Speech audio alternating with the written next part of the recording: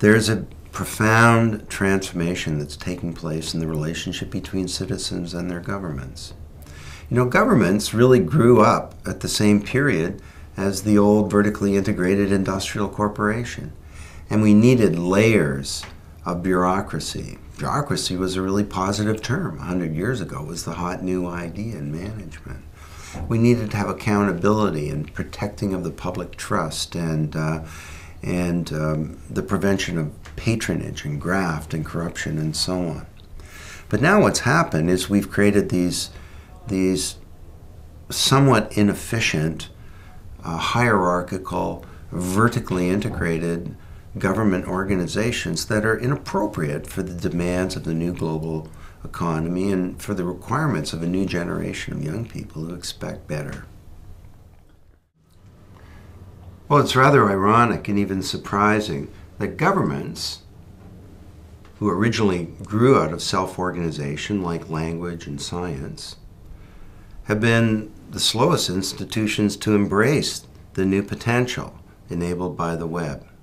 You've got private companies that are linking up with customers and tying into vast new pools of labor that's self-organized. They're creating platforms upon which people can create value on their organization. Amazon has 200,000 programmers that create value on the Amazon platform, but they don't work for Amazon. In the private sector, there are myriad new business models where people are motivated to contribute for financial and non-financial reasons, but governments that are perfectly equipped and positioned to be able to harness this new power have been slow. There's a good analogy for the new model of government and the role of government in terms of the changes in the internet itself. The old web was about websites, creating eyeballs and stickiness and clicks and page views. Content is king, and people created a site where they pushed their content out to the world. The new web is about collaboration. It's about setting a context whereby people can self-organize to create their own value. So the old HTML website gets eclipsed by the new XML-based community. So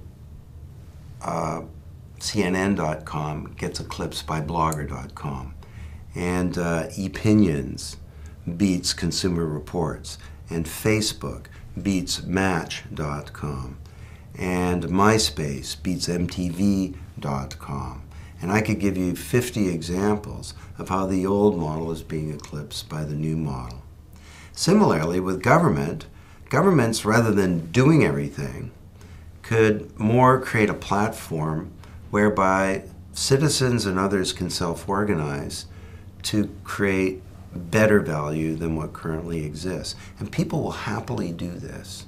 People will happily become involved in communities that do good things for themselves and for society if you create the conditions whereby that can occur.